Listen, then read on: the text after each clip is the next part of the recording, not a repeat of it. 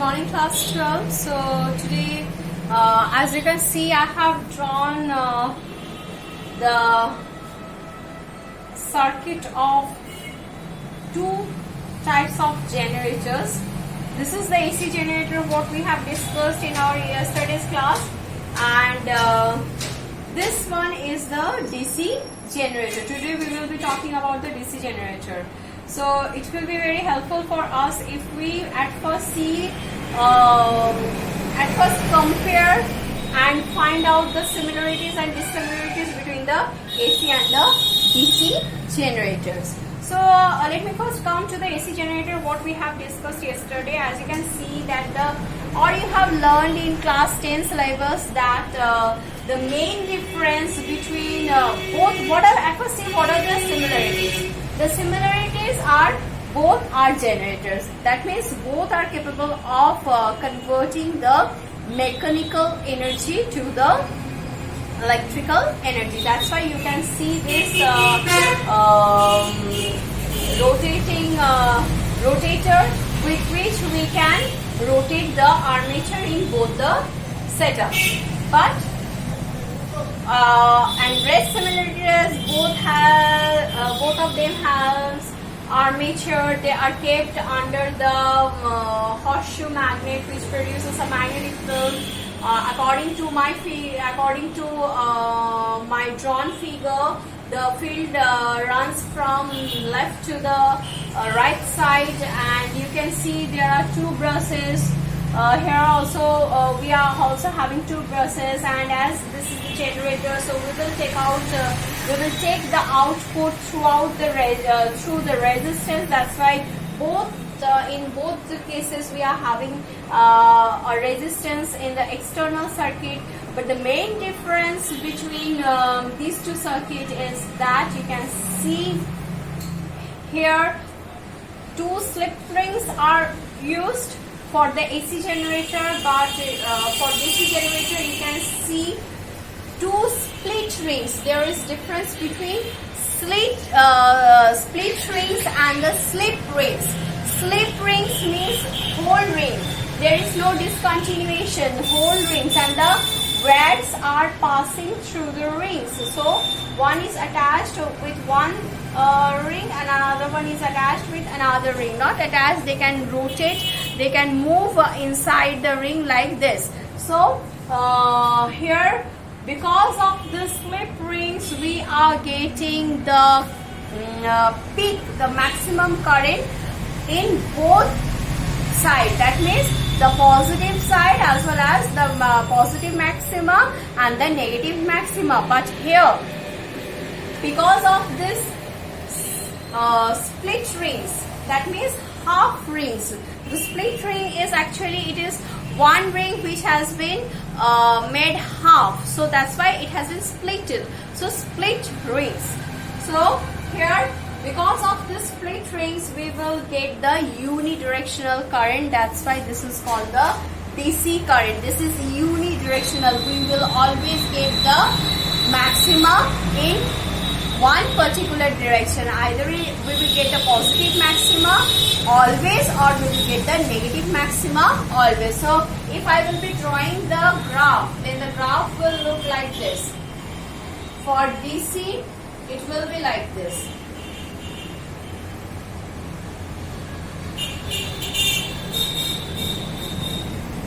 Okay, so this is how the DC looks. So if this is 0, as we have seen yesterday, along Y we are plotting current, and along X we are plotting theta, which is actually the function of omega t. So what we will see that at 0 it is 0, then we have seen that at pi by 2 it is positive maxima. We have found positive maxima. Then at pi again 0, but at pi by 3 pi by 2, yesterday we have seen the negative maxima for the AC generator, but here we will get the positive maxima. And again for 2 pi or 0, whatever you say, that for that we will be getting the 0 value. For your recapitulation, if I again draw the graph of the alternating current, that is the AC current, alternating current, then it was like this. So at 0 we got 0 current, then at pi by 2 positive maxima, at pi negative 0, and again at 3 pi by 2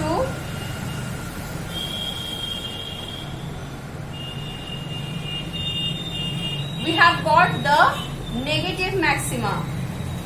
Negative maxima, here the positive maxima, and then again at 2 pi we are getting 0. So this is because of this slip rings. That's why this is called alternating current. Means the current is not unidirectional, it changes its direction. How? Once again, if I will be recapitulating it, it was like that when I have always remember this thing, that both the generators, they work on the principle, the working principle of the generator is electromagnetic induction. The working principle of generator is electromagnetic induction, and it is best the AC generator or the DC generator. Both are generators, that's why both of them are best. They follow the Fleming's right hand rule. And also yesterday I told you that as when the cross section area, the direction of the cross section area, when it will be at 90 degree to the direction of the magnetic field, then only we will be getting the maximum EMF and hence the maximum current.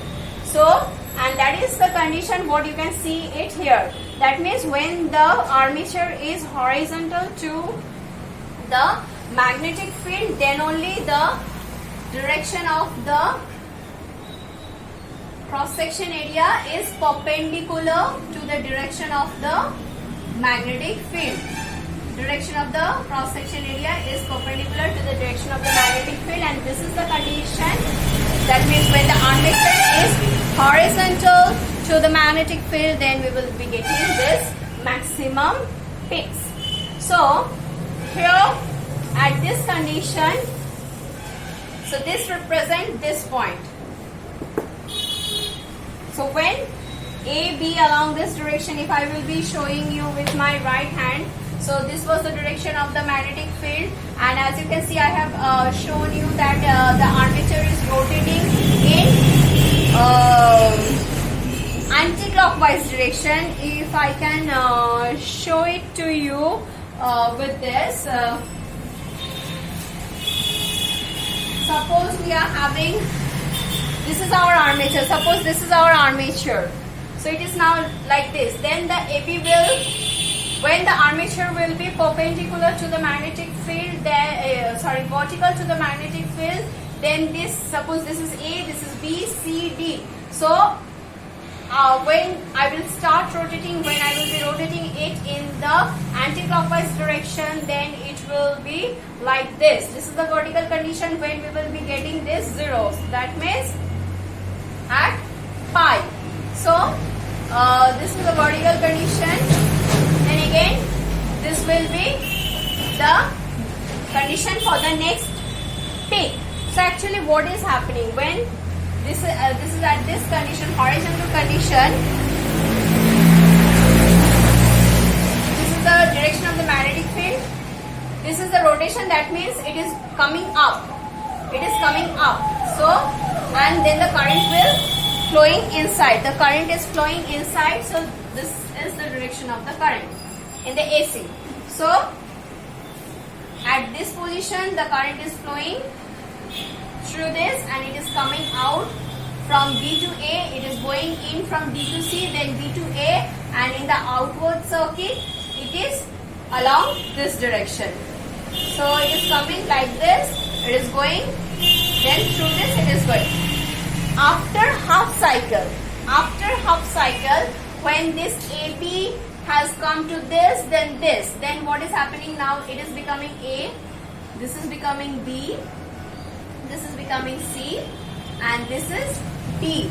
So at this position, actually what happens? See here, again applying the Fleming's right hand rule, you will be able to find that the magnetic field is along this direction. It is continuously coming like this. So in the upward direction, the motion is in the upward direction. Then the current in the internal circuit is always along this, which I was telling you in my yesterday's class. So this is the thing that in generator the current, especially in AC, the current in the internal circuit always flows in a particular direction. That is, always it is going like this.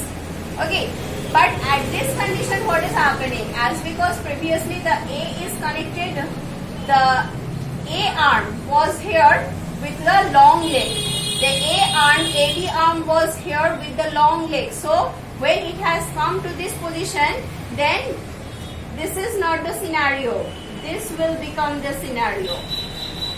And the DC arm was with the short leg. The DC arm was with the short leg. So now see what is happening in the next half cycle. When the AB has come to this position and DC has gone to that position, then in the internal circuit the current is flowing from A to B, then C to D. Then from D it is coming to here. Then as because this ring is attached to this, so now in the external circuit in the next half cycle, the current is just flowing in the opposite direction. Then from here to this, then going here, and again with this, with the help of the ring, it is coming here, and this is going to A to B. So this is the reason why in the AC generator, because of this slip ring, in the external circuit, the current changes its direction. But now let us see for the DC generator today. So actually what is happening? Again the same thing. We will get the maximum current, EMF, and hence the current when the armature will be at its horizontal position with the magnetic field. That means the direction of the cross-section area at this horizontal position is perpendicular to the magnetic field. So at this stage, what is happening? This also works on the principle of electromagnetic induction, as because it is generator, and hence it follows the Fleming's right hand rule. So let us find out. So when it is also, I am also rotating it in the anti-clockwise direction. So the direction of magnetic field is along this direction. The armature is coming upward, the AB arm is coming upward, and then the current in the internal circuit is going to flow from D to C. So when it is flowing from D to C, then it is coming out from B to A, and because it is attached to this, so the current is flowing in the first half cycle. The current is flowing from B2 to B1 in this direction. Okay, in this direction. Now let's see what will happen. As you can see, it is attached to the split rings, and the splitting is very small. We cannot keep it whole, as because it will then be, make short circuit. So the splitting is very small. So during this condition, what is actually happening? After the half cycle, when A is coming to this position and B is coming to this position, then as because both the legs are same, so now now this is also changing, but as because the legs are same, so what is happening? So this portion has come to B2. If I write it this leg as L1 and L2, now the leg has changed. From L1 has come to this position, along with AB, and now along with CD, L2 has come to this position. So the L1 and L2 has changed their position, but as because the length of L1 and L2 are same, and it is attached to the split ring. So what is happening now? Again, after the half cycle, applying the Fleming's right hand rule, we can see till now in the internal circuit, the current is flowing from A to B, and then it is coming out from C to D. But in the external circuit, as because the legs are of same length, so in the external circuit also the current is flowing in the same direction for the second half cycle. So this is the importance of the split ring, which keeps the current in the external circuit unidirectional, whereas in the slip rings, because of the slip rings, the length of the legs were different, and that's why the current was changing, the direction of the current was changing in the external circuit after every half cycle. The rest things are all same. Both are generators. They are changing the mechanical energy to the electrical energy. One is unidirectional and one is bidirectional. That means we are getting maxima for both positive and negative. So this is what you have already learned in class 10. So here we are having the recapitulation along with the mathematical expression. The mathematical expression I have shown you for AC generator. Over there I have shown you that every time it is giving the different value for every result, but here you will get the positive maxima only for the DC generator. So with this we have come to the end of this chapter, but before concluding my video, I would like to solve one numerical based on this generator. So see, a flat coil of 500 turns, each of area 50 centimeters square, rotates in a uniform magnetic field. So let us quickly write it down.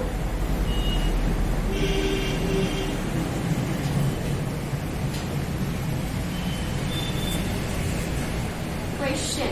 So number of turns 500, cross section area 50 centimeters square, and these are all given. So next is rotates in a uniform magnetic field of So the field is given B 0.14 Weber per meter square. Okay, at an angular speed, omega is given. Omega is given, and the value of the omega is 50 rad per second. 150 rad per second. Okay, then the coil has a resistance of 5 ohm. The coil has a resistance, so resistance is given 5 ohm. Okay, the induced EMF is applied to an external resistance. So this is the internal resistance. So let us write it with small r. External resistance is 10 ohm. It is said that attached to one external resistance of 10 ohm. Calculate the peak current, that means the maximum current. Now you have to find out I max equals to what. So for this, what we will be doing? For this we will be, at first let us find out the EMF. If we will be able to find out the EMF, then obviously the I will be V by the total resistance, and here the total resistance. So from here let us write it in this way. Total resistance R tot equals to R plus R, that is equals to 15 ohm. So this is the total resistance. Now let us find out the EMF. So for EMF, what was the formula we have seen? We know EMF equals to NBA sine theta. This was the EMF relation or formula for EMF we have derived yesterday, and I told you where theta equals to omega t. Now you need to find out for the maximum. So for the maximum current, what we will get? So maximum current can be taken either. Let us take the positive one. So we have got the positive maxima for pi by 2. So it can be taken for pi by 2 or 3 pi by 2. So let us take the pi by 2. For I max, theta equals to pi by 2. So when theta equals to pi by 2, then sin theta is 1. Then E equals to NBA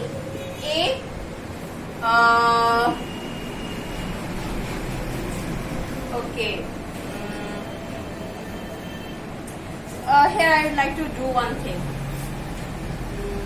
As because theta is not here, so omega is here, so we would like to do one thing. What we will be doing? So we will be doing, since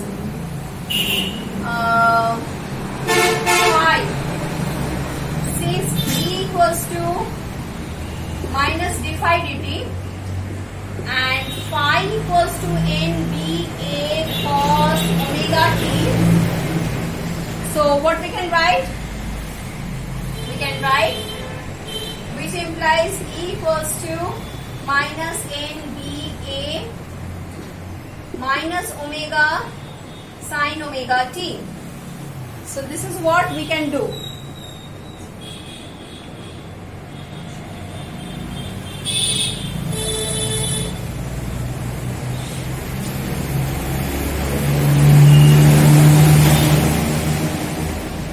So this is actually minus NBA minus omega sin omega t. So this is becoming minus minus plus, so NBA omega sin omega t. And for this omega t, we can write it as theta. In place of this omega t, we can write it as theta. So as here for max, I max, theta equals to pi by 2. So then E equals to NBA omega, as because sin pi by 2 is 1, since sin pi by 2 equals to 1. So now let us put all the values. So what are the values we are getting? That means this is actually 500 into 0.14 into, so this will become 50. 50 means 50 into 10 to the power minus 4 meter square. So this will become 50 into 10 to the power minus 4, and omega, for omega 150 rad per second. So if I will be writing 150, then this will become 5.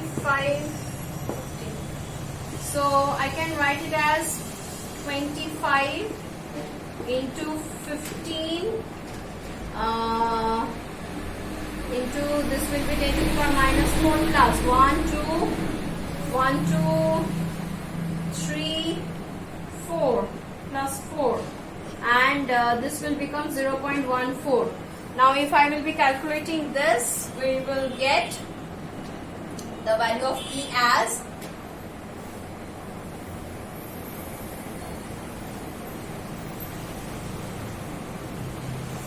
the value of E as E equals to 25 into 15. So that means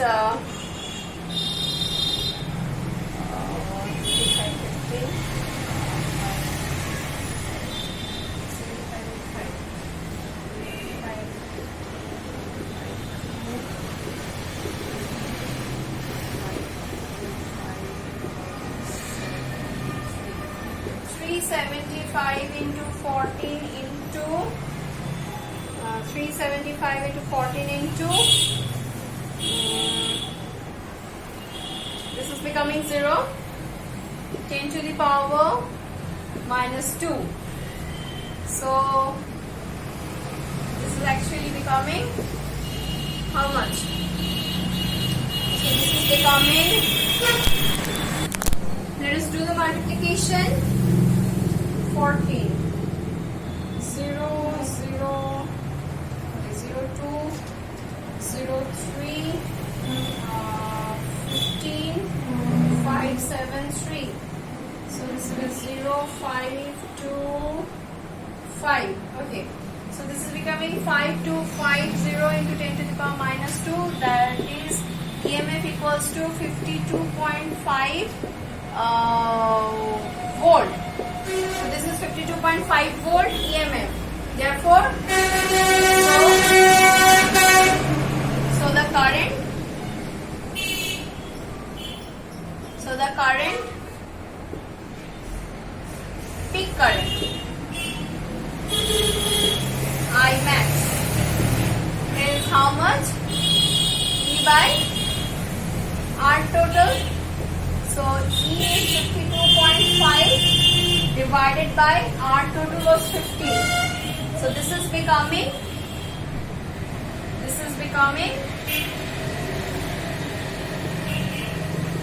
I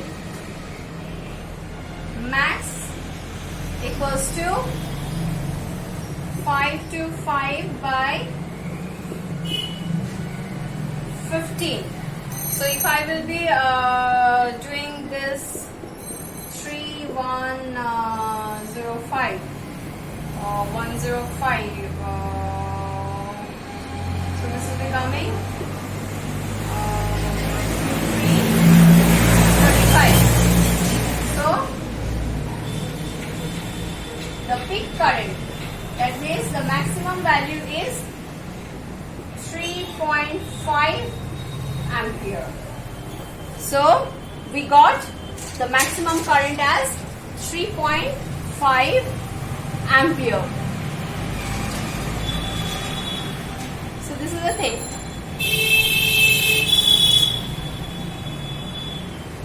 Okay, so in my yesterday's video, please excuse me for one thing that yesterday I just remember in a hurry, my phone was not working properly, so in a hurry when I was doing it, so I have forgot to replace this theta.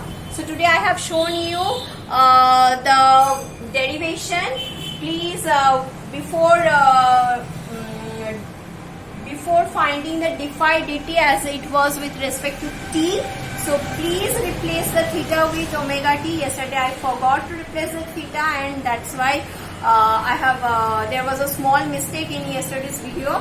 So you will find it if you are watching today's video, you can easily rectify it. So please rectify it. Okay. So with this, we have come to the end of this chapter. In my next video, before starting the next chapter, that is the alternating current, we will be solving one or two numericals from this chapter which I find very interesting. So, or which will be covering the mathematical expression what we have learned in this chapter. Then after doing that, we will start the new chapter or the next chapter, that is the alternating current. Till then, please recapitulate well all the concept and practice for your upcoming exam. Thank you.